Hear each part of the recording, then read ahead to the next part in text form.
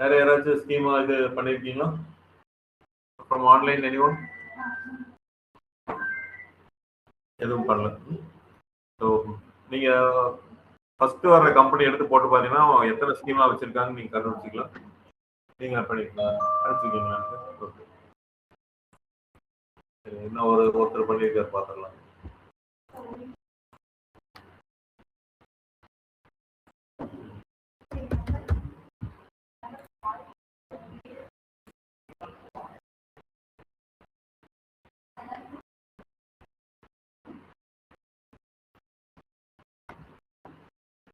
New test.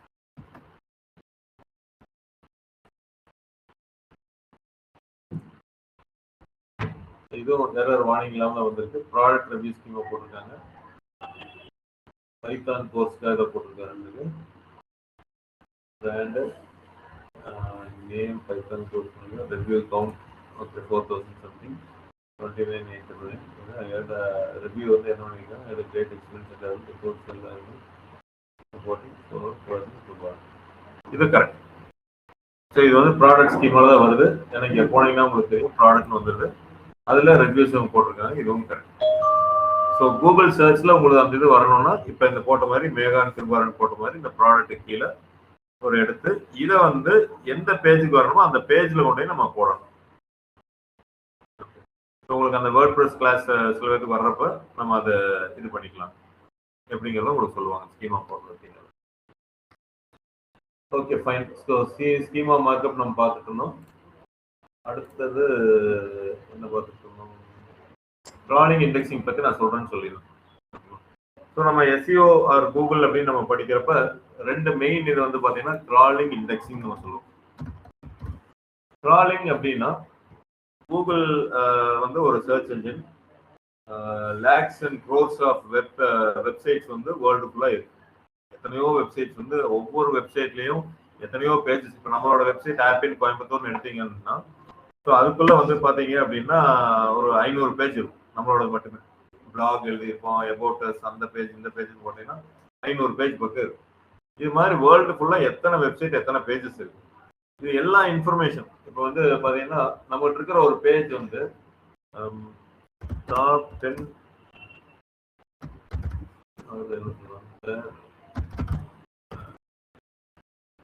By digital marketing இப்படி யாராவது search பண்றாங்க அப்படின்னா இங்க வேற மாதிரி சைட்ஸ் எல்லாம் வந்துருக்கு. இதுல ஆப்பிள் டெக்னாலஜி வருது. இப்போ நான் இதை கிளிக் பண்றேன். நல்லா பார்த்துக்கோங்க. இது வந்து வேற link digital marketing courses traditional marketing அது அப்படின்னு போட்டு வந்துருக்கு. ஸோ நம்மளோட கோர்ஸ் பேஜ் வரல.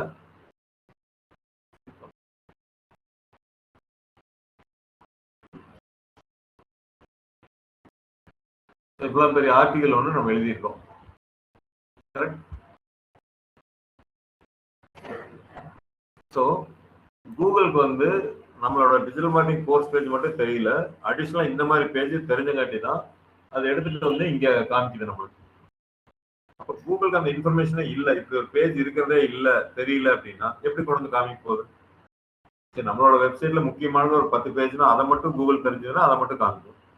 அப்ப இந்த மாதிரி why digital marketing important point தேடுறப்ப இன்னொரு பேஜ் எடுத்துட்டு வந்து காமிக்குது. ஏன் இங்க வந்து ஸ்கீமா எதுவும் வரல, இந்த ரிவ்யூஸ் எதுவும் வரல? ஏன்னா இந்த பேஜ்ல நம்ம எதுவும் அப்டேட் பண்ணல. அப்ப இந்த பேஜ் வந்து கூகுளுக்கு ஒரு இன்ஃபர்மேஷன் இருந்தா தான் இதை டிஸ்பிளே பண்ணும். ஸோ அது மாதிரி அப்ப யோசிச்சு பாருங்க, வேர்ல்டு ஃபுல்லா பில்லியன்ஸ் ஆஃப் பேஜஸ் இருக்கும். அத்தனை பேஜோட இன்ஃபர்மேஷனும் அதோட டேட்டா பேஸ்ல இருந்தா மட்டும்தான் யாராச்சும் ஏதாவது தேடுறப்ப கொண்டு வந்து காமிக்க முடியும். இப்ப இந்த இன்ஃபர்மேஷன் கூகுள்கிட்ட இல்லை அப்படின்னா நம்மளோட பேஜை காமிக்கும். அப்ப கூகுள் வந்து டவுன் ஆயிடும். என்னடா ஒரு சர்ச் என்ஜின் எதை காமிக்க மாட்டேங்குது. அப்ப ஒரு சர்ச் என்ஜின் என்ன பண்ணணும், அதோட பேசிக் ஜாப் என்னன்னா கிராலிங் இண்டெக்ஸிங் நம்ம சொல்லுவோம். கிராலிங் அப்படிங்கிறது என்னன்னா வேர்ல்டு ஃபுல்லா இருக்கிற எத்தனை யூஆர்எல் அப்படின்னா வச்சுக்கோங்க, சிம்பிளான டேர்ம் சொன்னா எத்தனை யூஆர்எல் அது எல்லாத்தையுமே தன்னோட டேட்டா பேஸ்ல வச்சுக்கிறது பேர் கிராலிங். ஸோ ஒரு வெப்சைட்டோ ஒரு வெப் பேஜவோ அது டேட்டா பேஸ்ல எடுத்து ஸ்டோர் பண்ணி வச்சுக்கிற பேர் கிராலிங். அது எப்படி கிரால் பண்ணும் அப்படின்னா தேர் இஸ் அ பாட் அப்படின்னு நம்ம சொல்லுவோம். ஒரு ஆட்டோமேட்டட் மாதிரி அவங்க ப்ரோக்ராம் இருக்குன்னு வச்சுக்கோங்களேன். they call it as a Google bot. அது ஸ்மார்ட் ஃபோனுக்கு ஒன்று வச்சிருப்பாங்க, டெஸ்க்டாப்புக்கு வச்சிருப்பாங்க. அது வந்து என்ன பண்ணுன்னா அப்படியே போய் பார்த்துட்டே இருக்கும். எங்கெங்கெல்லாம் இன்ஃபர்மேஷன் இருக்கோ எடுத்து எடுத்து அதனோட டேட்டா பேஸ்ல வச்சுக்கணும். ஸோ அதனால தான் கிராலிங்ல என்ன சொல்றாங்க அப்படின்னா, நீங்க நிறைய லிங்கா கொடுத்தீங்கன்னா அது ஒரு இடத்துல இருந்து இன்னொரு இடத்துக்கு ஈஸியா போயிடும். இப்போ நம்ம பாருங்க, இந்த இந்த ஒரு ஆர்டிகல் நம்ம எழுதியிருக்கோம். கூகுள் வந்து இந்த லிங்கை எப்படியோ கண்டுபிடிச்சு வந்துருச்சு. நீங்க அசீவ் பண்ணீங்க, ஏதோ ஒரு மெத்தட்ல கண்டுபிடிச்சு உள்ள வந்தோடனே பாத்தீங்கன்னா இங்க ஒரு லிங்க் இருக்கு. கீழே வந்தீங்க அப்படின்னா இங்க ஒரு லிங்க் இருக்கு. இல்ல வேற வேற லிங்க் தான், பட் ஆனா இன்டர்னல் லிங்க். புரியுங்களா? நான் வந்தது அந்த பேஜுக்கு, அங்கிருந்து அபவுட் அஸ் பேஜுக்கும் அங்கிருந்து ஹோம் பேஜுக்கும் போறதுக்கு லிங்கா கொடுக்குது. கூகுள் எப்பவுமே லிங்கை தான் கண்டுபிடிக்க பார்க்கும். அப்ப நான் ஒரு இதுக்கு தான் போறேன், அங்க போனா 10 லிங்க் இருக்குன்னா அங்க இருந்து அந்த 10 சைட்டுக்கு நான் போயிடுவேன். இப்படிதான் கூகுள் வந்து கண்டுபிடிச்சிட்டே இருக்கும். வேர்ல்டு ஃபுல்லா இருக்கிற லிங்கை வந்து ஒரு அந்த வெப் ஸ்பைடர் மாதிரி அப்படியே ஒவ்வொன்றுல இருந்து ஒண்ணுல இருந்து ஒன்று போகும். அதனாலதான் நம்ம எஸ்இஓ சொல்றப்ப என்ன சொன்னோம் லாஸ்ட் கிளாஸ்ல, எக்ஸ்டர்னல் லிங்க் இன்டர்னல் லிங்க்னு சொன்னோம். லிங்க் நீங்க நிறைய கொடுத்தீங்கன்னா கூகுள் ரொம்ப பிடிக்கும். ஸோ ஒரு லிங்க்கு தான் வரும், அது இன்னொரு லிங்க் அப்படியே தேடி கண்டுபிடிச்சு போயிடும். இப்போ ஃபார் எக்ஸாம்பிள் ரொம்ப மேனுவலா எடுத்துவாங்க, நம்மளோட ஆஃபீஸ்க்கு நீங்க வர்றீங்க. நீங்க ஆஃபீஸ்க்கு வர்றப்ப உள்ள வந்து டிஜிட்டல் மார்க்கெட்டிங், பைத்தான், ஜாவா இப்படி வந்து ஒவ்வொரு கிளாஸ் ரூம் இருக்கு அப்படின்ட்டு வச்சுக்கோங்க. நீங்க வந்து அதெல்லாம் இங்கேயே இருக்கிற கிளாஸ் ரூம், நம்ம ஆஃபீஸ்க்குள்ளேயே இருக்கிற கிளாஸ் ரூம். இன்னொரு கிளாஸ் ரூம் வந்து என்ன போட்டிருக்கோம் அப்படின்னா, இது வந்து சென்னை பிரான்ச்சில் இருக்கு, அவங்களோட ரூம் இது அப்படின்னு நம்ம போடுறோம். சென்னையோட இன்னொரு கம்பெனி, ஏதோ எக்ஸ்ஐஜி கம்பெனி. அப்போ கூகுள் அப்படியே வந்து பாக்குற மாதிரி வருது, பைத்தான் ஜாவால இங்கதான் இருக்கு, ஓகே நான் கண்டுபிடிச்சிட்டேன். இந்த ரூம் வந்தா இவங்க வந்து சென்னை அட்ரஸ் போட்டிருக்காங்க அப்படின்னு இங்க இருந்து சென்னை அட்ரஸ் அது கிராப் பண்ணிக்கும். ஏன்னா அதுக்கு தேவை டேட்டா பேஸ், எங்கெங்கெல்லாம் இந்த மாதிரி லிங்க் இருக்கோ எல்லாத்தையும் பண்ணிக்கும். ஸோ அதே மாதிரி தான் ஒரு வெப்சைட்டுக்குள்ள வந்து பல லிங்க் இருந்ததுன்னா அதுக்கு ரொம்ப யூஸ்ஃபுல்லா இருக்கும். அதனாலதான் எஸ்இஓல நம்ம கொடுக்க சொல்றோம். ஸோ கிராலிங் அப்படிங்கிறது என்ன அப்படின்னா,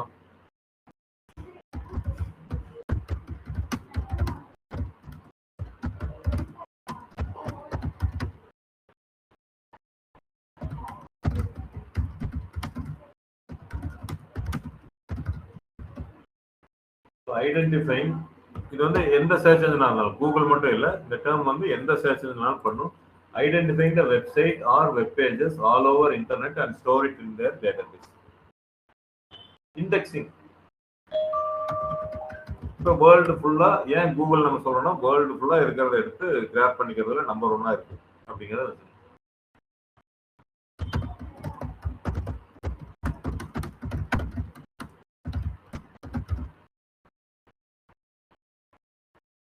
taking photocopy of a website or web page. ஒரு வெப்சைட்டையோ ஒரு வெப் பேஜோ ஒரு ஜெராக்ஸ் எடுத்த மாதிரி வச்சுக்கிற பேர் இண்டெக்ஸிங். ஃபர்ஸ்ட் யூஆர்எல் ஐடென்டிஃபை பண்ணுது, ஈஸியா உங்களுக்கு புரிஞ்சுக்கணும். அடுத்து வந்து என்ன பண்ணுதுன்னா இண்டெக்ஸிங் அப்படிங்கிறது டேக்கிங் போட்டோ காப்பி ஆஃப் அப்படிங்கிறது ஜெராக்ஸ் மாதிரி எடுத்துச்சு. அப்ப இந்த ஒரு யூஆர்எல் ஃபர்ஸ்ட் ஐடென்டிஃபை பண்ணிடுது.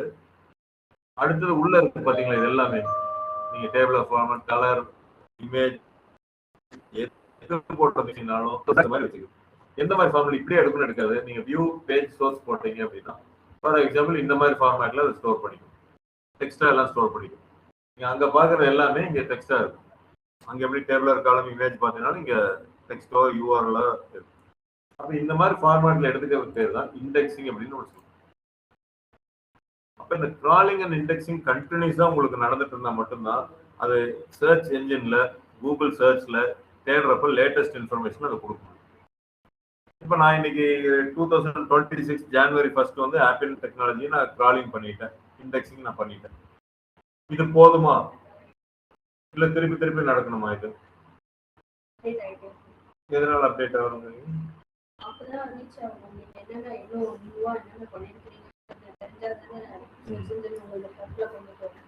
ஸோ நான் ஜனவரி 1, 2026 என்னோட வெப்சைட் இதெல்லாம் கண்டுபிடிச்சு அது டேட்டா பேஸ்ல வச்சு போட்டோ காப்பி எடுத்து வச்சு, ஆனா நான் வந்து மார்ச் மாசம் நான் அதை சேஞ்ச் பண்றேன், சம்திங் இமேஜோ டெக்ஸ்டோ எல்லாம் சேஞ்ச் பண்றேன். அப்போ கூகுளுக்கு அது மறுபடியும் தெரிஞ்சாதான் அதை கொண்டு வந்து காமிக்கும். இல்லாட்டி பழைய இன்ஃபர்மேஷனை காமிக்கிற மாதிரி இருக்கும் சர்ச் ரிசல்ட்ஸ்ல. இல்ல நான் அந்த யூஆர்எல்ல டெலீட் பண்ணிட்டேன், நான் பைத்தான் கோர்ஸ் நான் எடுக்கிறது இல்லப்பா, அதை டெலீட் பண்ணிட்டேன் அப்படின்னா திருப்பி அது கூகுள்ல காமிச்சிட்டே இருந்துன்னு வச்சுக்கோங்களேன். பைத்தான் காமிச்சுன்னா யாராச்சும் கிளிக் பண்ணாங்கன்னா ஓப்பன் ஆகாது. ஸோ அப்போ அது அப்டேட்டடாக இருக்கணும். நம்ம என்னென்ன சேஞ்ச் பண்ணுறோமோ உடனே கூகுள் தெரிஞ்சுக்கிட்டா தான் அது லேட்டஸ்ட்டில் கொடுக்கும். அப்போ நம்மளை விட கூகுளுக்கு அக்கறை இருக்கு. நம்மளோட வெப்சைட்டை இந்த கிராலிங் இண்டெக்ஸிங் வந்து ஃப்ரீக்வெண்ட்டாவோ இல்லை ஒரு ஒரு ஒரு பர்டிகுலர் டியூரேஷன்லையோ பண்ணிகிட்டே இருக்கணும் அப்படிங்கிறது பண்ணும். ஸோ அது எல்லாம் எத்தனை தடவை பண்ணுது அப்படிங்கிறது எல்லாமே இந்த சர்ச் கன்சோல்னு ஒரு டூலில் வந்து நம்ம பார்ப்போம். எத்தனை தடவை நம்மளோட வெப்சைட்டை கிரால் பண்ணுது, இண்டெக்ஸிங் பண்ணுது அப்படிங்கிறது நம்ம தெரியும். But crawling indexing continues process நடக்கும். ஃபார் எக்ஸாம்பிள் நம்மளோட வெப்சைட்டவே டெய்லி 10 தடவை வந்து பார்த்துட்டு போகும். ஏதாவது சேஞ்ச் பண்ணியிருக்காங்களான்ட்டு அதை 500 பேஜையும் பார்க்காது. அது ரேண்டமாக ஏதோ ஒரு இதை செக் பண்ணும். பட் டெய்லி வரணுமா, 2 நாளுக்கு ஒரு தடவை வந்து நம்மளோட கிராலிங் இண்டெக்ஸிங் நடக்குமாங்கிறத முடிவு பண்ணுறது கூகுள். ஏன்னா அதுக்கு தெரியும் இந்த வெப்சைட் வந்து போன மாதம் பண்ணாங்க, நெக்ஸ்ட் 1 மந்த்துக்கு எந்த சேஞ்சுமே பண்ணல, சும்மா சும்மா டெய்லி போய் பார்த்தா நம்மளுக்கு தான் டைம் வேஸ்ட், அதை குறைச்சிக்கலாம், இவங்களை வந்து 10 நாளுக்கு ஒரு தடவை போகலாம் அப்படின்னு அது முடிவு பண்ணிக்கலாம். Crawling and indexing time duration or when to crawl will be decided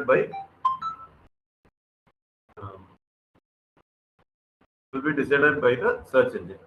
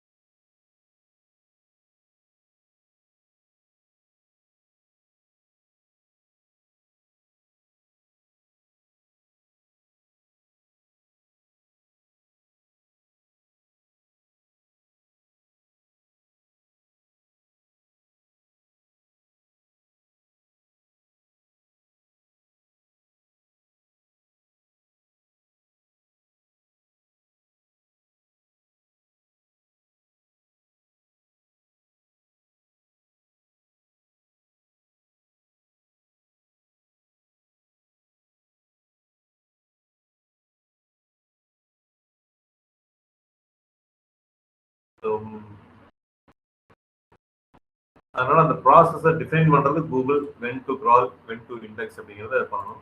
அப்போ நம்மளோட சைட் ஒரு வேளை கூகுளில் வரல அப்படின்னா ஃபர்ஸ்ட் ஸ்டெப் நம்ம என்ன பண்ணலாம், கூகுள் நம்ம சைட்டை கண்டுபிடிச்சிருக்கா இல்லையாங்கிறத நீங்கள் செக் பண்ணிக்கலாம். கிராலிங் நடந்திருக்கா இல்லையா அப்படின்ட்டு. நீங்கள் எப்போ நீங்கள் கூகுளில் போட்டாலும் புது சைட்டாக இருந்ததுன்னா it may take some time. நீங்கள் site:appincoimbatore.com அப்படின்னு அடிங்க. site:appincoimbatore.com.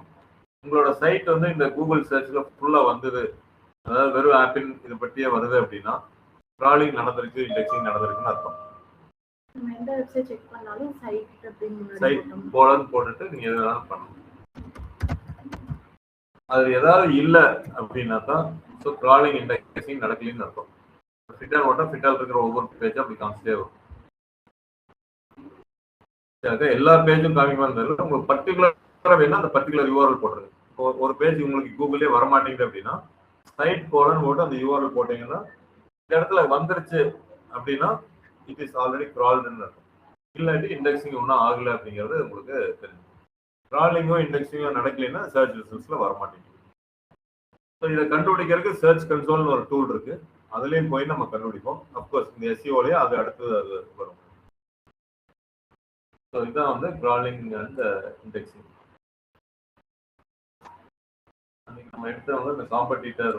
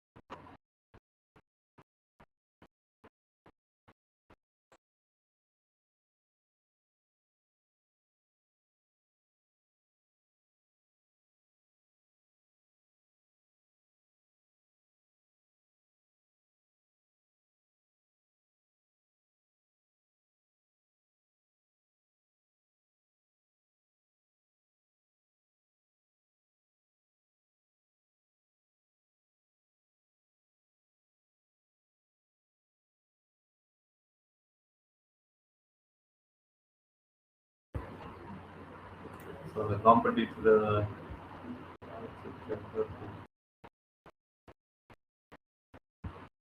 எது எடுத்துருவாங்க சாட் ஜிபிடி கிளாட்ல எடுக்கணும்.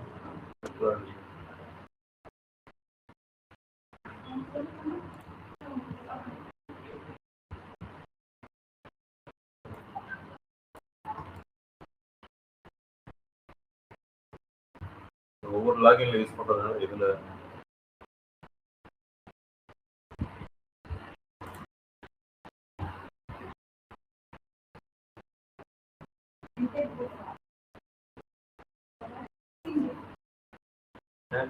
கிளாட் தான் போட்டுருப்போம்னு நினைக்கிறேன்.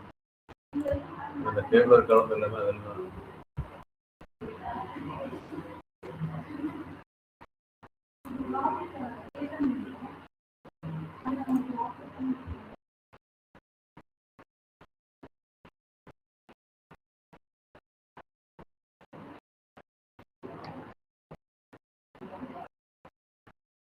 டவுன்லோட்ல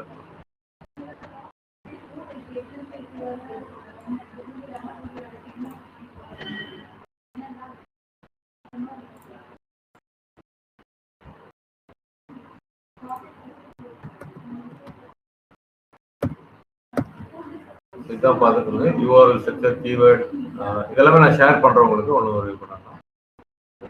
இன்டர்னல் லிங்கிங் ஆங்கிள் போட்டிருந்தாங்க. இது வரைக்கும் நம்ம பார்த்துருந்தோம்.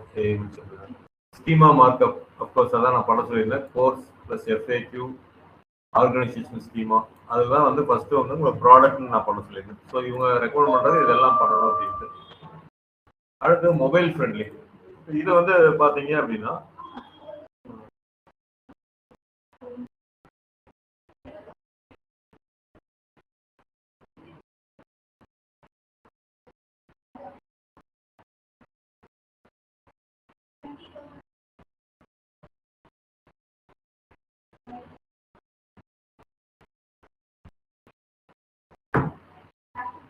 மொபைல் ஃப்ரெண்ட்லி அப்படின்னா மொபைலில் அந்த வெப்சைட் வந்து கரெக்டாக ஒர்க் ஆகும். வெர்டிக்கல் ஸ்க்ராலிங் இருக்கலாம், ஹரிசாண்டல் ஸ்க்ராலிங் மொபைலில் இருக்கக்கூடாது. நீங்கள் எந்த ஒரு வெப்சைட்டு போய் பார்த்தீங்கன்னாலும் வெர்டிக்கலாக மேலேருந்து நீங்கள் கீழே வந்து பார்த்துட்டே இருக்கலாம். ஹரிசாண்டலாக ஸ்க்ரால் பண்ணீங்கன்னா it is not a mobile friendly. இன்னைக்கு நீங்கள் எந்த வெப்சைட் பண்ணாவே ஃபுல்லி ரெஸ்பான்சிவ்ங்கிறாங்க. ரெஸ்பான்சிவ்னா மொபைலுக்கு ஏற்ற மாதிரி அடாப்ட் ஆகிக்குதுங்கிறாங்க. நீங்கள் ஒரு 10 இயர்ஸ் முன்னாடியெல்லாம் வந்து பார்த்தீங்கன்னா மொபைலுக்காகவே சில கோடிங்லாம் நிறைய எழுதுற மாதிரி இருக்கும். ஆனால் இன்னைக்கு எந்த வெப்சைட் பண்ணாலும் ஒரு சின்ன ஒரு லைன் கோடிங் எழுதினாலும் போதும், it become fully mobile responsive. But ஆனால் அது ஒவ்வொரு இதுக்கும் மாறும். இன்னைக்கு நிறைய மொபைல்ஸ் நம்மளுக்கு வந்து இருக்கு, நிறைய ஸ்க்ரீன் ரெசல்யூஷன் இருக்கு. அது எல்லாமே பார்க்கணும் அப்படின்னா நிறைய இன்னைக்கு வந்து மாறிட்டு இருக்கு. இப்போ நீங்க இதில் எப்படி மொபைல் ரெஸ்பான்சிவ் செக் பண்ணலாம் அப்படின்னா ரைட் கிளிக் இன்ஸ்பெக்ட் நீங்க போய்க்கலாம். ஏதோ ஒரு இடத்துல கிளிக் பண்ணி ரைட் கிளிக் இன்ஸ்பெக்ட் அப்படின்னு நீங்க போனீங்க அப்படின்னா இந்த இடத்துல இந்த மாதிரி டாகிள் டிவைஸ் டூல் பார் இருப்பாங்க. இதை கிளிக் பண்ணுங்க. இதை கிளிக் பண்ணீங்கன்னா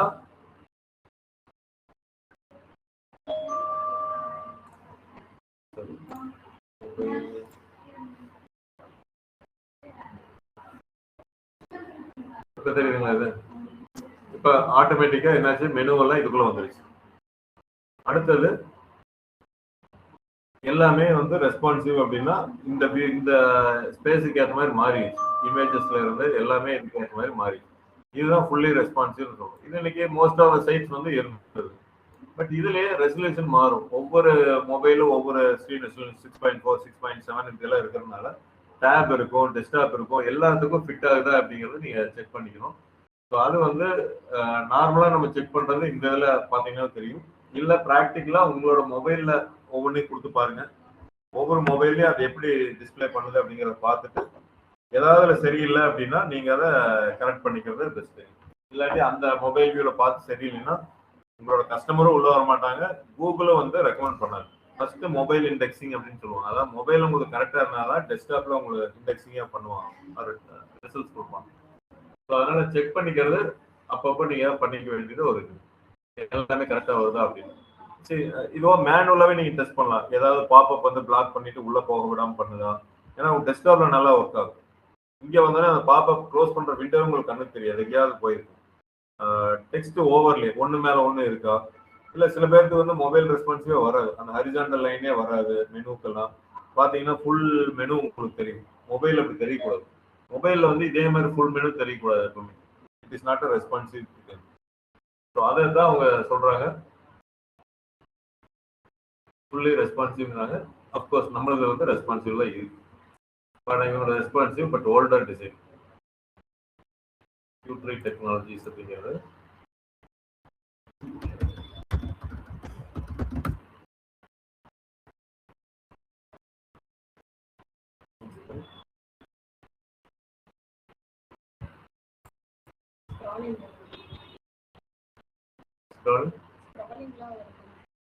இல்ல வெர்டிகல் ஸ்டாலிங் வரலாம். ஹரிசானல் தான் வரக்கூடாது. ஹரிசானல் இல்லை உங்களுக்கு. எப்பவுமே மொபைல் இப்படி போய் பார்க்கக்கூடாது. இப்படி வர்றது அடுத்தடுத்து வர்றது பார்க்கணும். இல்லை என்னன்னா இருங்க.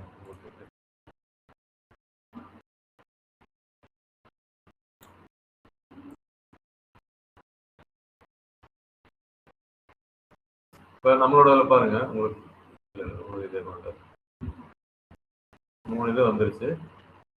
ஸ்க்ராலிங் வருது. Q3 இதை பாப்பப் அப்படிங்கிறது. இந்த பாப்பப் வந்து இப்போ இந்த இடத்துல ஒரு இது போட்டிருக்காங்க, அதனால வரல. ஆனா என்ன சொன்னாங்கன்னா ரெஸ்பான்சிவ் பட் ஓல்டர் டிசைன் அப்படின்றத சொன்னாங்க. ஒரு டேர்ம் வந்து சொன்னாங்க.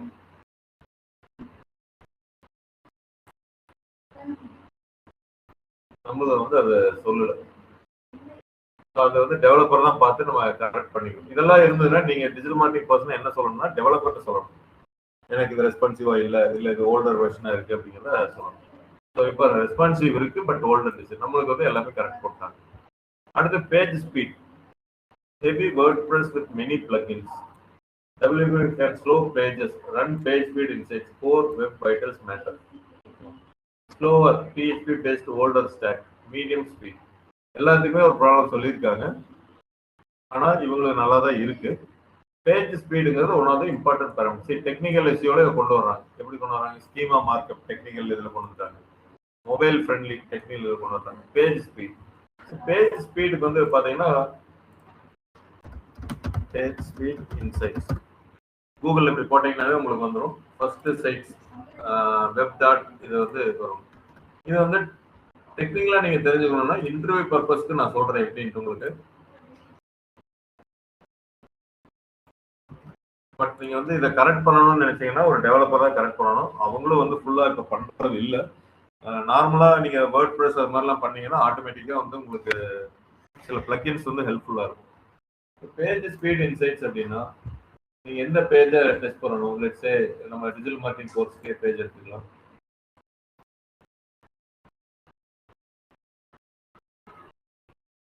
டிஜிட்டல் மார்க்கெட்டிங்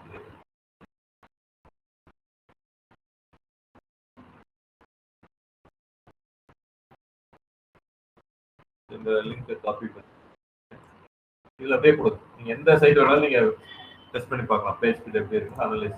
இது ஒரு 1 or 2 minutes எடுக்கும். இது வந்து சில பேராமீட்டர்ஸ் கொடுக்குது. இந்த பேராமீட்டர்ஸ் எல்லாம் நீங்கள் இம்ப்ரூவ் பண்ணணும் அப்படிங்கிறத கொடுக்குது. ஸோ நீங்கள் மொபைலில் இருந்ததுன்னா 3 செகண்டுக்குள்ளே ஓப்பன் ஆகும். ஒரு வெப்சைட் நீங்கள் ஓப்பன் பண்ணுறீங்க மொபைலில் அப்படின்னா 3 seconds ஓப்பன் ஆகும். டெஸ்க்டாப் அப்படின்னா 5 seconds உங்களுக்கு ஓப்பன் ஆகிற மாதிரி இருக்கும். ஸோ 3 seconds ஓப்பன் ஆகலை. இதெல்லாம் நம்மளால கண்டுபிடிக்க முடியாது. நம்ம இப்போ எண்ணிட்டுல இருக்க மாட்டோம்.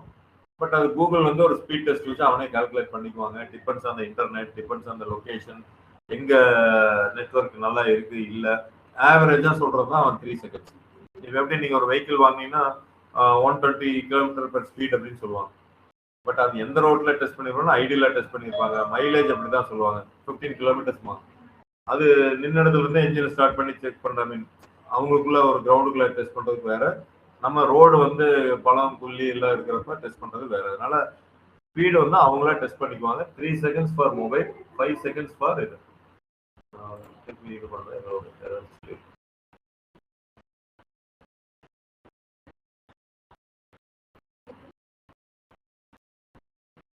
ஸோ அது போக வந்து ஒரு 4 பேராமீட்டர்ஸ் அவங்க சொல்றாங்க. கோர் வெப் வைட்டல்ஸ் அப்படின்னு சொல்றாங்க பார்த்தீங்களா? இப்போ இந்த இதுல பார்த்தீங்கன்னா கோர் வெப் வைட்டல்ஸ் மேட்டர் அப்படிங்கிறாங்க. கோர் வெப் வைட்டல் அப்படின்னா எல்சிபி சில பேராமீட்டர்ஸ் சொல்றாங்க பார்த்தீங்களா? இந்த இடத்துல கோர் வெப் வைட்டல்ஸ் அது சொல்லுது, ஃபெயில்டு அப்படின்னு சொல்லுது. எல்சிபி ஆரஞ்சில் கொடுக்குது, I&B CLS, FCP, time to first byte. So இது மூணு, இந்த 5 வந்து பார்த்தீங்கன்னா இன்டர்வியூ பாயிண்ட்ல நீங்க தெரிஞ்சுக்கோங்க. நீங்க உட்காந்து அந்த டெக்னிக்கலா நம்ம கரெக்ட் பண்ண போறதில்ல. அட்லீஸ்ட் நம்ம ஒரு இன்டர்வியூல இதெல்லாம் கேட்டாங்கன்னா கொஞ்சம் அட்வான்ஸ்டு, இதெல்லாம் எல்லா இதுலயும் கேட்க மாட்டாங்க. அட்வான்ஸ்டா கேட்டாங்கன்னா எல்சிபி அப்படின்னு நீங்க சொல்லலாம். So what is LCP? நீங்க இதை படிக்கணும் அப்படின்னா அப்ளை காமிச்சு பார்த்தீங்களா, வெப் டாட் டிஇவின்னு ஒரு சைட் இருக்கு. அதே தான் பேஜ் ஸ்பீட் இன்சைட்ஸ் வந்து வெப் டாட் டிஇவி தான். சப்டமைன் போகாம இதுல போய்ட்டு வரும்.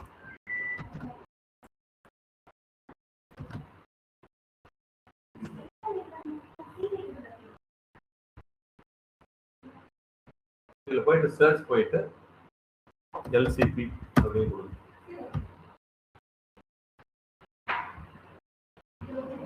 ஸோ ஃபர்ஸ்ட் ஒரு ஆர்டிகல் எடுத்துக்கோங்க, எல்சிபி சம்பந்தமான ஒரு ஆர்டிகல். Largest control paint. சரி, லார்ஜஸ்ட் கண்ட்ரோல் பெயிண்ட் அப்படின்னா என்ன அர்த்தம்னு கேட்டீங்கன்னா, ஒரு வெப்சைட் வந்து லோட் ஆகிறப்ப அதில் இருக்கிற லார்ஜஸ்ட் ஒரு இமேஜோ டெக்ஸ்டோ இல்லை ஒரு பிளாக் ஏதாவது ஸ்கிரிப்ட் ஏதாவது போட்டிருக்கீங்கன்னா, கடைசியா அந்த மொபைல் ஸ்கிரீன் ஆர் டெஸ்க்டாப் ஸ்கிரீன்ல கடைசியா லோட் ஆகிறதுக்கு எவ்வளவு செகண்ட் எடுத்துக்குதோ அதான் எல்சிபி, லார்ஜஸ்ட் கண்டென்ட்ஃபுல் பெயிண்ட். நீங்க இப்போ நான் வந்து இந்த இடத்துல நான் ஒரு ஆப்பிள் கோயம்புத்தூர் நடிக்கிறேங்க. இதுல கடைசியா எது லோட் ஆகுதோ அதோட டைம் எவ்வளவு இப்ப பாருங்க. நமக்கு தெரியல, நம்ம மொத்தமா எல்லாமே லோட் ஆன மாதிரி இருக்கு. ஆனா இன்டர்னல் என்ன இருக்குன்னா, இந்த என்கொயரி ஃபார்ம் கடைசியில லோட் ஆயிருக்கும், இல்ல இது லோட் ஆயிருக்கும். என்டையர் பேஜ் கிடையாது, இந்த ஸ்கிரீன் ரெசல்யூஷன்ல எது கடைசியா லோட் ஆகுதோ அதான். நீங்க கண்ணுக்கு பாக்குற ஸ்கிரீன்ல ஸ்க்ரால் பண்ணாம இருக்கிறோம், அதுதான் எல்சிபி டைம். ஸோ நம்மளுக்கு என்ன சொல்லுதுன்னா, எல்சிபி டைம் வந்து 2 பக்கத்தில் போயிடுச்சு. ஆப்பினோட இந்த டிஜிட்டல் மார்க்கெட்டிங் பேஜ் வந்து லோடா இருக்கு, லார்ஜஸ்ட் கண்டென்ட் 3.6. ஆக்சுவலாக இந்த பெர்ஃபார்மன்ஸ் ஏதோ கொடுக்கலீங்க, ஏதோ எரர்னு கொடுக்குது, நம்ம அப்புறம் பார்த்துக்குவோம். அட்லீஸ்ட் இந்த டெஃபினிஷன் பார்த்துக்கோங்க. இப்போ எல்சிபி பாருங்க எப்படி இருக்கு பாருங்க. 2.5 செகண்ட்ஸ்குள்ள இருந்ததுன்னா குட், 4க்குள்ள இருந்ததுன்னா நீட் இம்ப்ரூவ்மெண்ட். புவர் அப்படிங்கிறது 4க்கு மேல போச்சுன்னா புவர். யார் வேணாலும் எந்த சைட் வேணாலும் டெஸ்ட் பண்ணி பார்த்தீங்கன்னா தெரியும். வார்னிங் இருந்தாலும் நம்ம இம்ப்ரூவ் பண்ணணும், கிரீனுக்குள்ள கொண்டு வர பார்க்கணும். இல்லை கீழே வந்தீங்கன்னா இப்போ கண்டுபிடிச்சிக்கலாம். இதுதான் ஃபர்ஸ்ட் லோட் ஆகுது.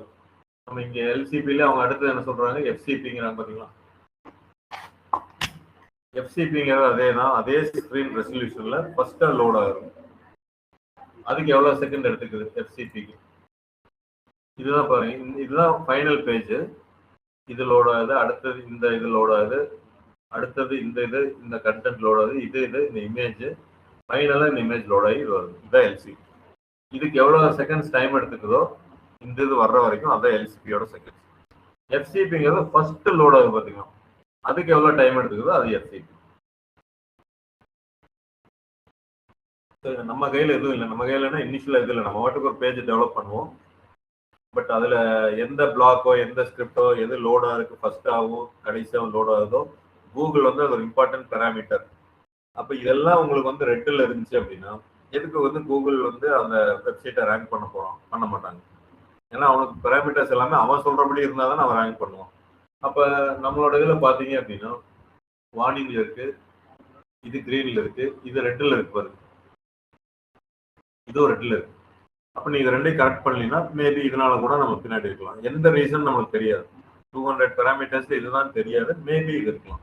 பிகாஸ் கிரீன் அண்ட் எல்லோல இல்ல, ரெண்டுலயுமே ரெட்ல இருக்கும்.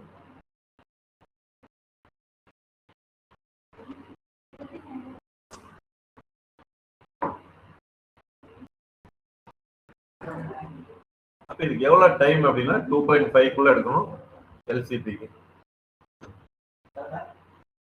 புரியுங்களா? ஓகே, ஆல் தி பெஸ்ட், நல்லா படிங்க.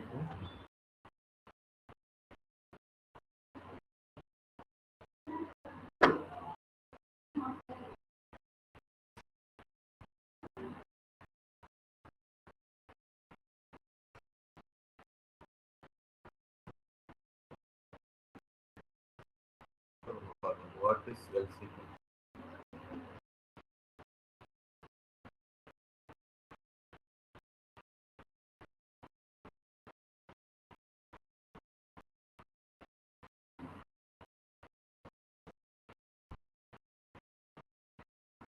LCP reports the render time of the largest image or text block or video visible in the viewport relative to when the user first navigated to the page.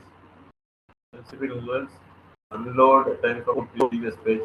நம்ம இப்படியெல்லாம் ரொம்ப போய்க்கலாம், but நீங்க சொன்ன மாதிரி ஞாபகம் வச்சுக்கோங்க. லார்ஜஸ்ட் இருக்கிற டெக்ஸ்டோ பிளாக்கோ இமேஜோ லோட் ஆகிறதுக்கு எவ்வளோ டைம் ஆகுது, அதான் வந்து எல்சிபின்னு.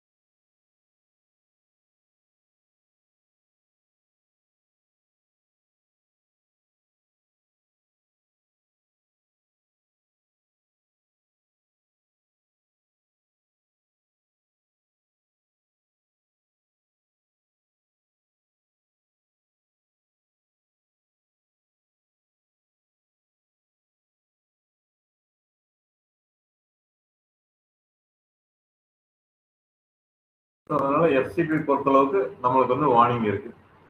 ஐஎன்பி அப்படிங்கிறது அது அடுத்து எஃப்சிபி பார்த்துடலாம். எல்சிபி வார்னிங் இருக்கு, எஃப்சிபியில் ரெட்டே போயிருக்கு. ஃபர்ஸ்ட் கண்டென்ட்ஃபுல் பெயிண்ட் நீங்க இதிலே போனீங்க அப்படின்னா எல்சிபி நான் இங்கே போட்டு விடுறேன்.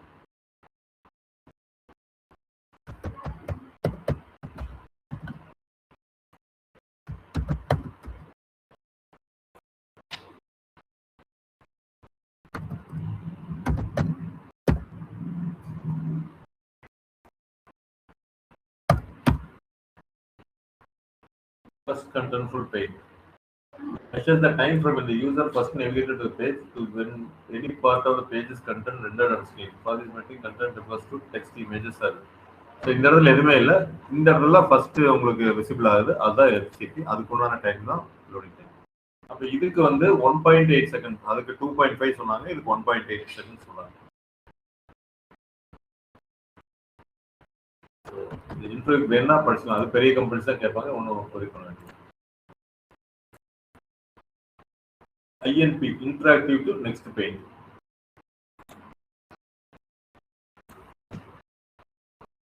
இங்கே டைரக்டா வந்து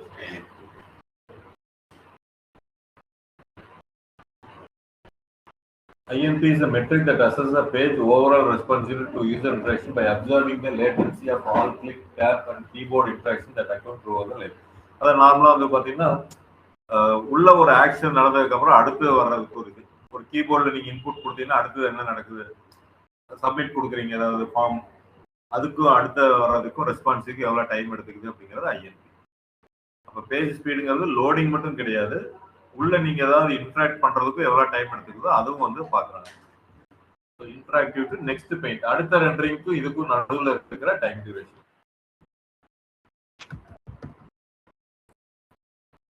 அது வந்து ஐஎன்பி. அடுத்து வந்து பாத்தீங்கன்னா குமுலேட்டிவ் லேஅவுட் ஷிஃப்ட், சிஎல்எஸ் அப்படின்னு சொல்லுவாங்க. ஸோ இந்த சிஎல்எஸ் அப்படிங்கிறது பாத்தீங்கன்னா ஒரு எக்ஸாம்பிள், நீங்க ஒரு சினிமா பார்த்துட்டு இருக்கிறீங்க, அந்த சினிமா வந்து ஒரு இடத்துல ஊட்டியில் எடுப்பாங்க, அடுத்த செகண்டே வந்து பாத்தீங்கன்னா சென்னையில எடுத்திருப்பாங்க, அதுக்கு அடுத்த ஒரு செகண்ட்ல வந்து பாத்தீங்கன்னா ஹில் ஸ்டேஷன்ல வேற எங்கேயாவது எடுத்திருப்பாங்க. ஸோ நம்ம ரொம்ப இன்ட்ரெஸ்டா படம் பார்த்தோம்னா நமக்கு அந்த டிஃபரன்ஸே தெரியாது, அப்படியே ஊட்டிலே இருக்கிற மாதிரி அப்படியே போயிட்டே இருக்கிற மாதிரி இருக்கும் சீன். நம்மளுக்கு கொஞ்சம் போர் அடிச்சுன்னா தெரிஞ்சிடும், ஓ இங்க இருந்து இங்க மாறுது அப்படிங்கிறது. நீங்க சினிமா பார்க்க பாருங்க, எல்லாமே ஒவ்வொரு இதா மாறிட்டே தான் இருக்கும் ஆக்சுவலா, ஆனா நம்ம படம் பார்க்கறப்ப அது தெரியாது. அப்ப நம்மளுக்கு ரொம்ப பிடிச்சிருந்ததுன்னா அடுத்த சீன் மாறுறதே நம்மளுக்கு தெரியாது, ஆக்சுவலா ஒரு ஷிஃப்ட் நடக்கும். அதே தான் இங்க குமுலேட்டிவ் லேஅவுட் ஷிஃப்ட் அப்படின்னா, இப்ப நீங்க ஸ்க்ரால் பண்றீங்க பாத்தீங்களா, அப்படியே ஸ்மூத்தா போயிட்டே இருக்கும். அடுத்தது சில இடத்துல பாத்தீங்கன்னா கரகரன் வந்து அந்த டெக்ஸ்ட் எல்லாம் இதாகி அப்புறம் அப்படியே மறுபடியும் ஒரு லோட் ஆகி இந்த ஸ்க்ரால் பண்றப்ப நடக்கும். ஸோ அந்த மாதிரி இருந்தது அப்படின்னா அதுதான் குமுலேட்டிவ் லேஅவுட் ஷிஃப்ட் அப்படிங்கிறாங்க. இப்போ நம்மளுக்கு எல்லாமே கிரீன் கலர் அப்படின்னா என்னதோ அந்த ஸ்க்ரால் பண்றப்ப எந்த ஒரு கரகரப்போ எதுவும் இல்லாம ஸ்மூத்தா கீழே போகுது அப்படின்னு அர்த்தம். ஸோ உங்களுக்கு எப்போ வந்து அந்த சினிமா பார்க்குறப்போ அந்த சீன் மாறுதோ அந்த இடத்துல குமுலேட்டிவ் லேஅவுட் ஷிஃப்ட் இருக்குன்னு அர்த்தம். சீன் மாறுறதே தெரியாம கொண்டு போனா தான் படம் நல்லா இருக்கும். அதே மாதிரி தான் அந்த இது நம்ம வெப் பேஜ் அப்படியே ஸ்க்ரால் பண்றப்ப எதுவுமே தெரியலன்னா பிரச்சனை இல்லை. சிஎல்எஸ் அப்படிங்கிறது CLS is a measure of the largest personal leadership scores for every leadership that occurs during the entire life cycle. Anytime a visible element changes its position from a one rendered frame to the next. இது ஒரே பண்ணிக்கணும். நான் சொன்னதை எடுத்துக்கோங்க. ஒரு scroll பண்றீங்கன்னா ஸ்மூத்தா அது கீழே வந்துட்டீங்கன்னா பிரச்சனை இல்லை. நடுவில் சில வெப்சைட்ல பார்த்துருப்பீங்க, அது அப்படியே லோட் ஆகிட்டே இருக்கும், மறுபடியும் கீழே போகும். ஸோ அப்படி இருந்ததுன்னா அது மோசமான இதுன்னு கூகுள் சொல்றாங்க. கூகுள் என்ன சொல்றாங்க, ஃபர்ஸ்ட் நம்ம லோடருக்கு எவ்வளவு செகண்ட் நம்ம வச்சிருக்கோம் அதுக்குள்ள வரணும். அதே இதுல லாஸ்டா லோடருக்கு எவ்வளவு செகண்ட் இருக்குன்னு சொல்றோம் அதுக்குள்ள வரணும். அடுத்தது நீங்க ஏதாவது கீபோர்டு இன்ட்ராக்ஷன் எல்லாம் வச்சிருந்தீங்கன்னா எவ்வளவு ஸ்பீடா அடுத்தது வருது. அதுக்கு அடுத்தது இந்த ஸ்க்ரால் பண்றீங்க அப்படின்னா ஸ்மூத்தா வரணும் அப்படிங்கறத அவங்க சொல்றாங்க. 4 இது வந்து பேஜ் ஸ்பீட்ல பார்த்தாங்க. Time to first byte TTFBங்கிறாங்க.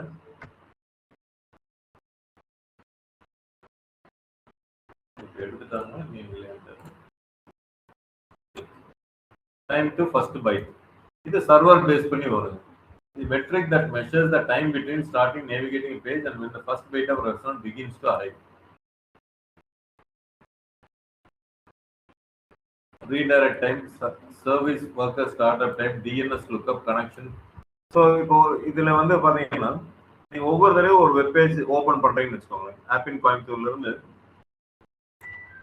இப்போ இங்க இருந்து நான் ஃபுல் ஸ்டாக் மேர்னுக்கு நான் போறேன். எப்படி நடக்குது ப்ராசஸ் பாருங்க. ஃபுல் ஸ்டாக் மேல் நான் கிளிக் பண்ணதுக்கு அப்புறம் it is taking some time.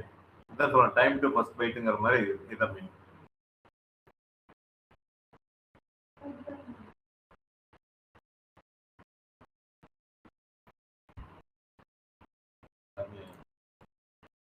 இது நம்ம வந்து போரா இருக்கும்.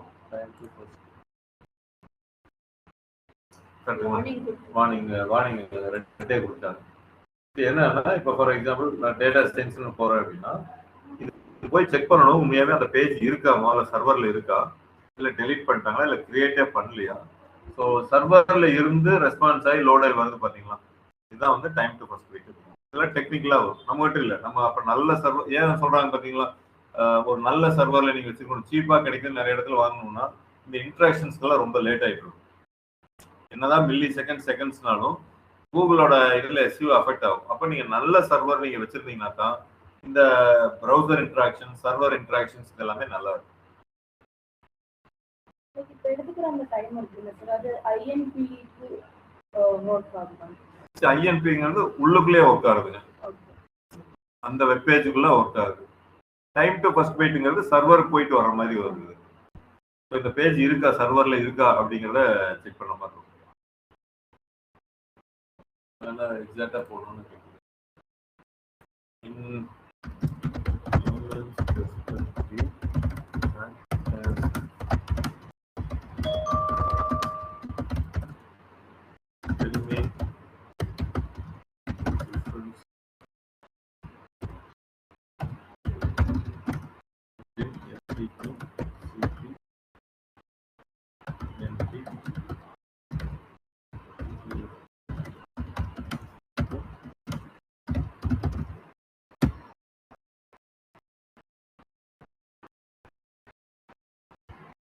சரி, நான் சொன்னதே தான், கொஞ்சம் சிம்பிள் ஃபார்ம்ல பார்க்கலாம். கரெக்டாக சொல்லுவாங்க. How quickly does the visitor see something on the screen? டக்குன்னு நம்ம பார்த்து ஃபர்ஸ்ட் தெரியுது, அதான் குயிக்லி அப்படின்னு சொல்லுவோம். அடுத்தது LCP. How quickly does the main important content load? So அந்த லார்ஜஸ்ட் அந்த டெக்னிக்கலா எவ்வளவு சைஸ் இருக்கோ அது லோட் ஆகிறதுக்கு எவ்வளவு நேரம் ஆகுதோ அதான் வந்து LCP. அடுத்தது வந்து INP. How quickly does the whole website responds when user click? உள்ள ஏதாவது அந்த சைட்டுக்குள்ள வந்துட்டு ஏதாவது கிளிக் பண்றாங்கன்னா அந்த என்டையர் வெப்சைட் எவ்வளவு டைம் எடுத்துக்குது. மேபி என்னன்னா இப்ப நம்ம போன மெனுவுக்கு போனோம் பாத்தீங்களா, மேபி அது INP-ஆ இருக்கும். பாத்தீங்களா, user clicks menu, WhatsApp button, enquiry form, tabs, இதெல்லாம் கிளிக் பண்றப்ப எவ்வளவு டைம் எடுத்துக்கோ. அப்ப நம்ம இதுல வந்து பாத்தீங்கன்னா இந்த மெனுவை கிளிக் பண்ண பாத்தீங்களா, இது INP-ல வரும், நாட் TTFP. இதுல இங்க சப்மிட், இதுக்கு எவ்வளவு டைம் எடுத்துக்குது, இதெல்லாமே INP-ல வரும்.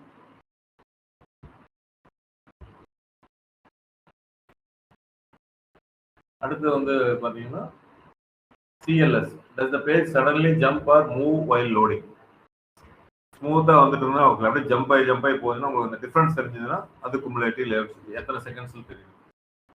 Common issue, banner loads late, image resize suddenly, buttons move, ads forms, இதெல்லாம் வந்து சொல்றாங்க. அடுத்து TTFB, how fast does your server start responding. சர்வர்ல இருந்து வர்ற சில ரெஸ்பான்ஸுக்கெல்லாம் வந்து டிடிஎஃப்பின்னு சொல்றாங்க. இது வந்து டிபெண்ட்ஸ் ஆன் ஹோஸ்டிங் குவாலிட்டி. நாங்கள் எந்த இடத்துல நீங்க சர்வர் ஸ்பேஸ் வாங்கியிருக்கீங்க அதையெல்லாம் பேஸ் பண்ணி வரும் சர்வர் லொகேஷன்.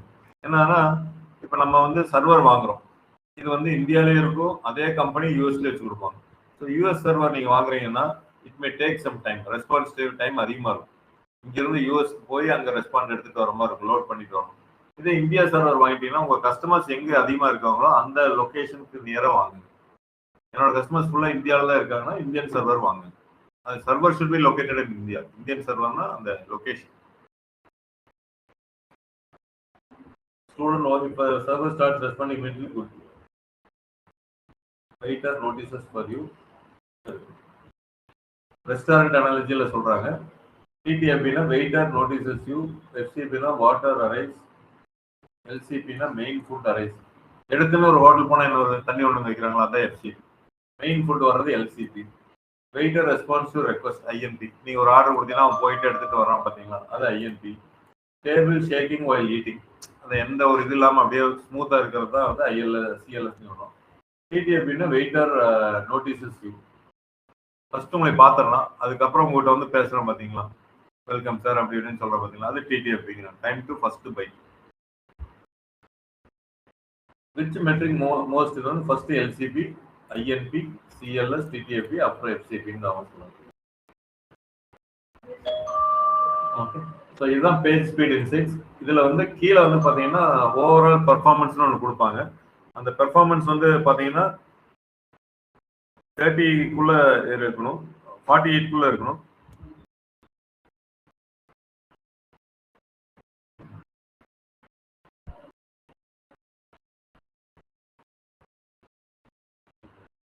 ஸோ 40க்குள்ள இருந்ததுன்னா உங்களுக்கு ஈஸியாக இருக்கும். ஒரே நிமிஷம்.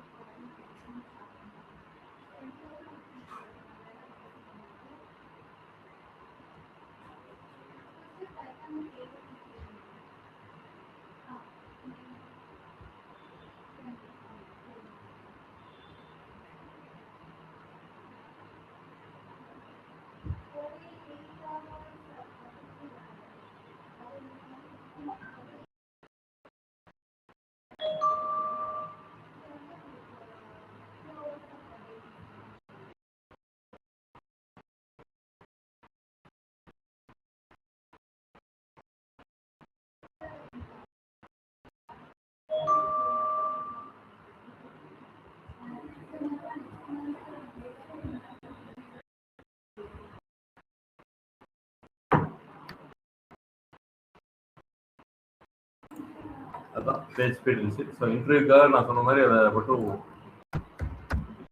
ப்ரிப்பேர் பண்ணிக்கோங்க, படிக்காது. பட் இதெல்லாம் எப்படி கரெக்ட் பண்ணுறதுன்னு கேட்டிங்க அப்படின்னா, இந்த இது பேஜ் ஸ்பீட் இன்சைட்ஸில் எப்பவும் போவாங்க, இந்த ஒரு டேட்டா வரல, அதாவது 0 to 49 இந்த பேஜ் எவ்வளோ இருக்குன்னு சொல்லுவோம்.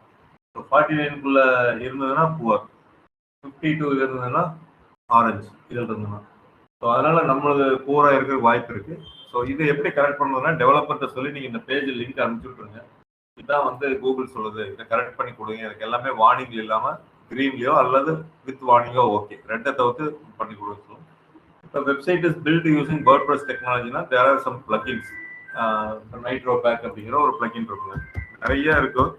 ஸோ அது எது யூஸ் பண்ணுறதுன்னு உங்களுக்கு எக்ஸ்பீரியன்ஸ் எப்படி வரும். ஸோ என்னன்னா ஸ்பீடப் பண்ணுறதுக்காக இந்த மாதிரி பிளகின்ஸ் வந்து அதை இன்ஸ்டால் பண்ணீங்கன்னா அது கொஞ்சம் ஸ்பீடப் பண்ணி கொடுக்கும். இல்லாட்டி எப்படி கரெக்ட் பண்ணணும் அப்படின்னு நீங்க நினைச்சீங்கன்னா இந்த மாதிரி வந்து உங்களுக்கு பார்த்தா எல்லா எரர் இருக்கு. நார்மலா என்ன சொல்லணும்னா அன்யூஸ்டு ஜாவா ஸ்கிரிப்ட் ஃபைல்ஸ் நீங்க ஒரு பேஜ்ல ஒரு ஸ்கிரிப்ட் யூஸ் பண்றதுக்கு பண்ணுவீங்க, அது என்டையர் சைட்டுக்கும் அது லோட் ஆகிட்டே இருக்கும். அந்த ஒரு ஸ்கிரிப்ட் ஃபைல் வந்து ஒரு இதுக்கு யூஸ் பண்றதுக்கு பதிலாக என்டையர் இதுக்கு யூஸ் பண்றதுனால டைம் வந்து அதிகமாக எடுத்துக்கணும். அப்போ அதெல்லாம் டெவலப்பர் பார்த்து எடுக்கணும், இந்த பேஜுக்கு மட்டும்தான் இது யூஸ் ஆகும், மற்ற பேஜில் இது தேவையில்லை அப்படின்ட்டு பண்ணணும்.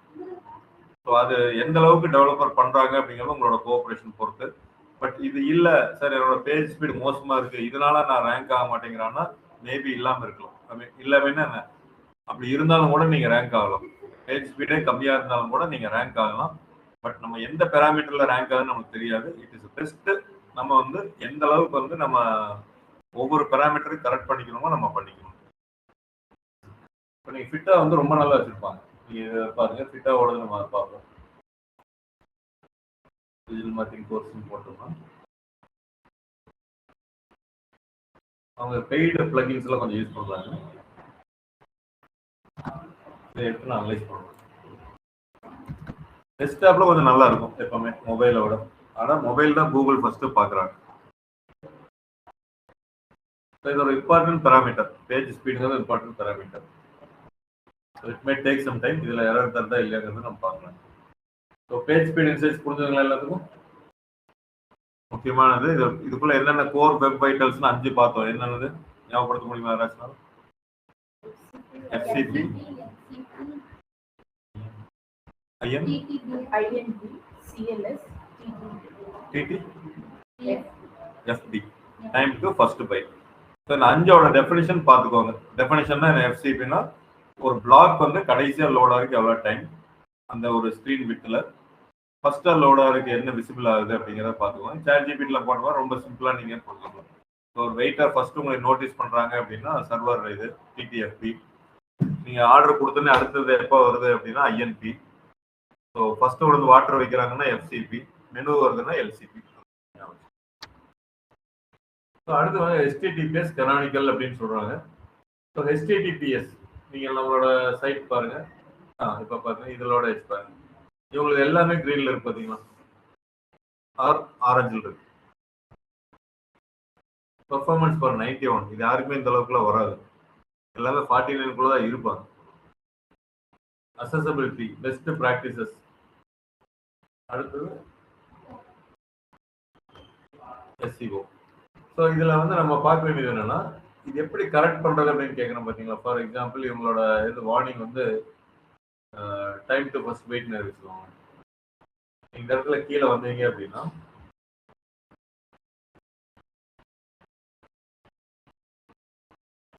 ஆல்னு போட்டு பாருங்களா என்னென்னலாம் வச்சிருப்பேன். ஃபோர்ஸ்டு ரீஃப்ளோ, ஜாவா ஸ்கிரிப்ட் query, எதனால இதெல்லாம் ஸ்லோ ஆகுதுங்கிறத மீனிங் கொடுத்துருக்காங்க. A forced reflow occurs when a JavaScript query's geometric properties such as offset, styles have been invalidated by change. So அதனால தான் சொன்னால் இதை நீங்கள் ஒரே பண்ண வேண்டாம், இது டெக்னிக்கலாக வர்றதுனால you can forward to the developer. இந்த கோடிங்லாம் நீங்கள் போய் பண்ணணும்னு இல்லை, அது பண்ணினீங்கன்னா இவ்வளோ மில்லி செகண்ட்ஸ் உங்களுக்கு குறையுன்னு சொல்லியிருக்காங்க, ஸ்பீடாகும்னு சொல்லியிருக்காங்க. ஸோ இது மாதிரி தான் ஒவ்வொரு வெப்சைட்டுக்கும் என்னென்ன ப்ராப்ளம் இருக்கோ அதையெல்லாம் ஐடென்டிஃபை பண்ணி நம்ம கரெக்ட் பண்ணோம் அப்படின்னா டெஃபினட்டாக வில் இம்ப்ரூவ். ஸோ இம்ப்ரூவ் பண்ணுறதுக்கும் அவனே டெக்னிக் சொல்கிறான், சஜஸ்டட் மெத்தட் எல்லாமே சொல்கிறான்.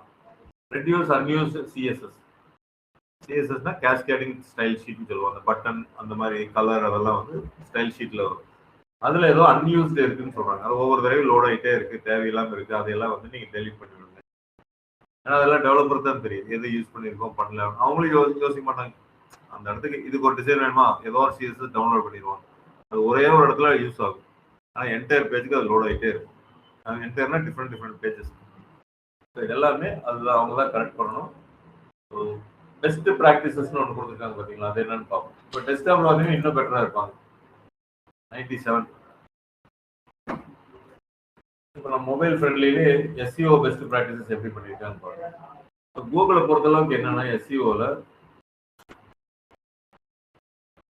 ஒரு crawling and indexing பார்த்தீங்களா, robots.txt is not, if your robot is mal-informed, crawled may not be understand. So ஏதோ வந்து இதில் ஒரு இது இருக்குதுன்னு சொல்லியிருக்காங்க. Image element do not have alt attributes. alt attributes இல்லைன்னு சொல்லுது. அது என்னங்கிறத இப்போ நான் சொல்கிறேன். இந்த ரெண்டு தான் சொல்லுது. Passed audit page is not block from indexing. நீங்கள் இண்டெக்ஸிங் பண்ணாதேன்னு சொல்லல. இப்போ கூகுள் நான் சொன்னது க்ராலிங் இண்டெக்ஸிங் சொல்கிறப்ப suppose you want some page to be confidential, நீங்கள் கூகுள் சர்ச்சில் வரக்கூடாது, இல்லை கூகுள் நீங்கள் இதெல்லாம் பார்க்காத அப்படின்னு சொல்லணும்னா நீங்கள் ஸ்டாப் பண்ணலாம். அந்த பர்டிகுலர் பேஜ் மட்டும் இண்டெக்ஸிங் பண்ணாமல் வைக்கலாம் நம்ம. அது மாதிரி எதுவுமே பிளாக் ஆகலை அப்படின்னு சொல்லுது. டாக்குமெண்ட் டைட்டில் எலிமெண்ட், டைட்டில் நம்ம சொல்லணும், யூஆர்எல் டைட்டில் இருக்கு, மெட்டா டிஸ்கிரிப்ஷன் இருக்கு, சக்ஸஸ்ஃபுல் இது இருக்கு, links have descriptive text, links are crawlable. Links have descriptive டெக்ஸ்ட்னா ஆங்கர் டெக்ஸ்ட்னு சொல்லுவாங்க. நீங்கள் மொத்தமாக கிளிக் ஹியர்னு கொடுக்கக்கூடாது. எக்ஸ்பர்ட் ட்ரெயினர், அதுக்கு வந்து கிளிக் பண்ணா ட்ரெயினர் பத்தி இன்ஃபர்மேஷன் போகணும். To know about trainer click here, அந்த கிளிக் ஹியர் கிளிக் பண்ணா இன்னொரு லிங்க் ஓப்பன் ஆகக்கூடாது. அந்த லிங்க் எப்பவுமே ஒரு மீனிங்ஃபுல்லான வேர்ட் இருக்கணும். So avoid click here, submit, இந்த மாதிரிலாம் அவாய்ட் பண்ணிட்டு அந்த பேஜ் என்னவோ அதோட மெயின் பாயிண்ட்டை போடணும். ட்ரெயினர் சம்பந்தமான ஒரு லிங்க் அப்படின்னா ட்ரெயினர் அப்படின்னு போடணும். அதான் இவங்க சொல்றாங்க. Links are crawlable, document is valid, எது இருக்கு இஸ் வேலிட் ரிலேபிள் கனானிக்கல், இதான் நம்ம சொல்ல போறோம். ஸோ இப்போ இந்த இடத்துல பார்த்தீங்கன்னா இந்த பேராமீட்டர்ஸ் படி நம்ம HTTPS கனானிக்கல் சொல்றோம். HTTPS அப்படின்னா எந்த வெப்சைட் எடுத்தீங்கன்னாலும் இந்த இடத்துல கிளிக் பண்ணீங்கன்னா இட் ஷுட் பி HTTPS தெரியும் உங்களுக்கு. முதல்ல வந்து HTTP இருந்தாலும் உங்களுக்கு கூகுள் கண்டுக்க மாட்டாங்க. இப்போ வந்து HTTPS மேண்டேட்டரி பண்ணிட்டாங்க. HTTPS என்னன்னா செக்யூர்டு சர்வர். உங்க சர்வர் வந்து செக்யூர்டா இருக்கு, நாளைக்கு கிரெடிட் கார்டு கொடுத்து பேமெண்ட் பண்றாங்கன்னா செக்யூர்டா இருக்கு அப்படிங்கிற ஒரு சர்டிபிகேட், சைட் இஸ் செக்யூர்ட் அப்படிங்கிற ஒரு சர்டிபிகேட். அது இப்போ வந்து என்னன்னா ஹோஸ்டிங் கம்பெனிஸே தர ஆரம்பிச்சாங்க. நீங்க யார்கிட்ட சர்வர் ஸ்பேஸ் வாங்குறீங்களோ அவங்களே கொடுக்க ஆரம்பிச்சிடறாங்க. அப்படி ஒரு வேளை இல்லை அப்படின்னா கூகுள் வந்து முன்னாடி காமிக்க மாட்டாங்க நம்மளுக்கு, ஏன்னா சைட் செக்யூர்ட் இல்லை அப்படின்னு அவங்க புரிஞ்சுக்குவாங்க. இந்த இடத்துல கிளிக் பண்ணி பாருங்க. இந்த இடத்துல கிளிக் பண்ணீங்கன்னா கனெக்ஷன் இஸ் செக்யூர்னு வரும். செக்யூர் இல்லாத சைட் 99% வந்து செக்யூரிட்டி தான். ஆனால் அண்ணா யூனிவர்சிட்டி கோயம்புத்தூர்னு போட்டு பாருங்க, ஒரு சைட் வரும்.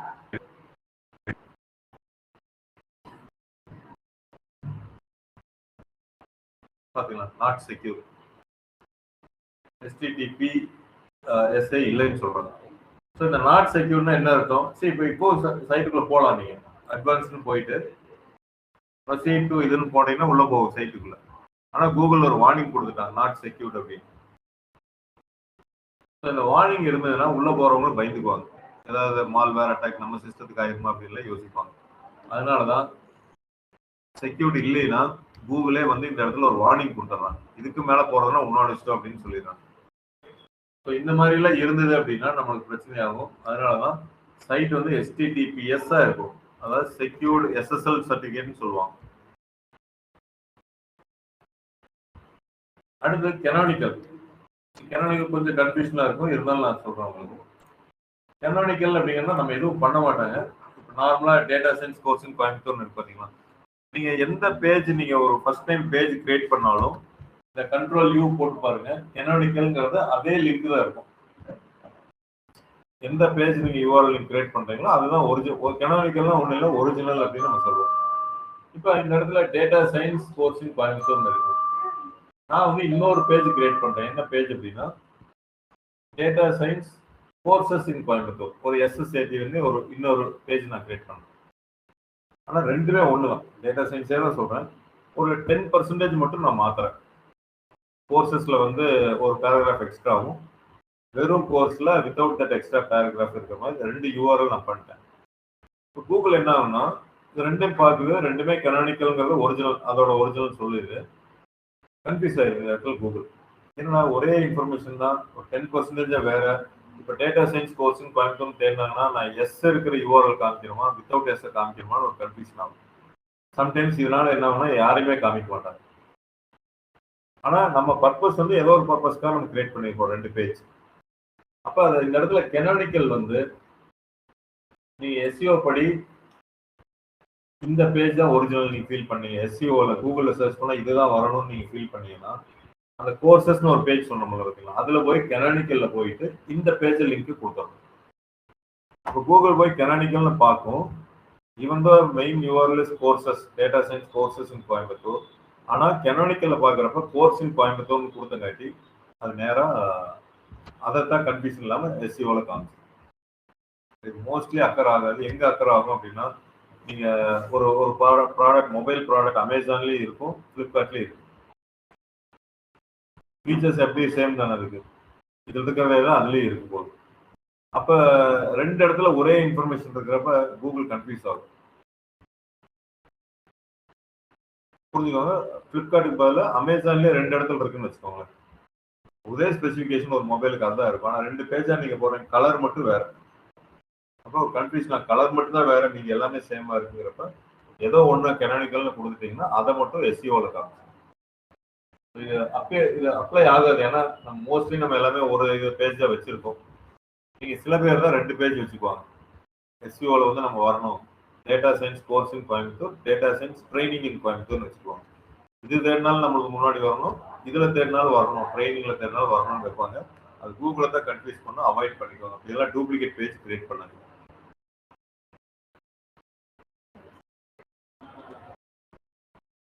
இது வேண்டியதில்லை. சோசியல் டேக்ஸ் எல்லாம் பெரிய இல்லை. Image optimization. WebP format used JPG only. JPG is convert either into WebP for speed gain. அதாவது இமேஜ் வந்து நீங்க நிறைய இடத்துல டவுன்லோட் பண்ணீங்கன்னா, ஃபார் எக்ஸாம்பிள் ஃபிட்டா இருக்கோ வச்சுக்கணும். நம்மளோட இதில் ஒரு இமேஜ் இருக்கு அப்படின்னா, இது ஒரு இமேஜ் மாதிரி தான் இருக்கு. சேவ் ஆஸ் அப்படின்னு நான் போட்டேன்னா இமேஜ் ஃபைலா உங்களுக்கு டவுன்லோட் ஆகும், வெப் பேஜா டவுன்லோட் ஆகும். இன்னொரு இமேஜ் போகும். இந்த இமேஜ் இருக்கு, சேவ் இமேஜ் நம்ம போட்டோம்னா பிஎன்ஜி ஃபார்மேட்ல டவுன்லோட் ஆகும். இதைத்தான் வெப் ஃபார்மேட்னு சொல்றாங்க. அதுல வச்சுக்கோங்கிறாங்க. நீங்க ஃபிட்டா எடுத்தீங்க அப்படின்னா இவங்களோட ஒரு இமேஜ் போய் பாருங்க, என்ன காம்படிட்டர் பண்றப்ப நமக்கு யூஸ் ஆகும். அவங்க மாதிரியே நம்ம போடலாம் அப்படின்னு. இந்த இமேஜ்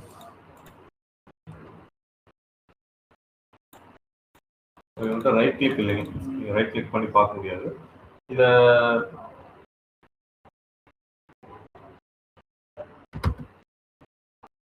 நீங்க அந்த இமேஜ் சேவ் பண்றதுக்கு ஒரு ஆப்ஷன் இருக்குன்னா வரும் உங்களுக்கு. இப்ப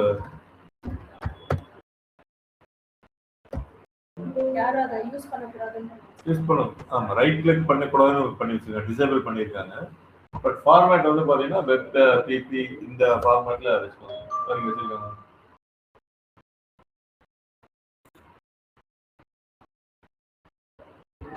இந்த ஃபார்மேட்ல டவுன்லோட் ஆச்சுன்னா பிஎன்ஜி கால் இதில் டவுன்லோட் ஆகும். ஸ்பீடுக்காக அவங்க பண்ணியிருக்காங்க. ஸோ அது ஒரு கரெக்ட். அப்போ நீங்கள் இமேஜ் யூஸ் பண்ணணும்னா இனிமேல் வந்து இந்த ஃபார்மேட்டில் யூஸ் பண்ணீங்கன்னா உங்களுக்கு கொஞ்சம் ஈஸியாக இருக்கும். சரி, ஸ்பீடு அதிகமாக இருக்கும் அப்படிங்கிறது. ஸோ இதெல்லாம் நம்ம கரெக்ட் பண்ணணும். நம்மளும் ஜேபிஜி தான் யூஸ் பண்ணியிருக்கோம், பிஎன்ஜி. அதுக்கு பதில் இவங்க என்ன பண்ணியிருக்காங்களோ அதை யூஸ் பண்ணணும். புரியுங்களா? அப்போ ஒரு காம்படிட்டரை பார்த்தா தான் நீங்கள் என்ன தப்பு பண்ணியிருக்கீங்கிறது உங்களுக்கு தெரியும். ஸோ இதெல்லாம் தான் டெக்னிக்கல் எஸ்இஓவா சொல்கிறாங்க. ஸோ இந்த இப்போ எடுத்ததில் உங்களுக்கு புரிஞ்சுங்களா? ஆல்ட் இமேஜ்னு நம்ம சொல்கிறோம் பார்த்தீங்களா? அதெல்லாமே எக்ஸ்ட்ரா நான் உங்களுக்கு சொல்லிடுறேன். இன்னைக்கு எடுத்த கிளாஸ்ல ஏதாவது டவுட்ஸ் இருக்கா உங்களுக்கு? கௌஷிக், விக்னேஷ், லோயல், இளங்கோ. ஓகே.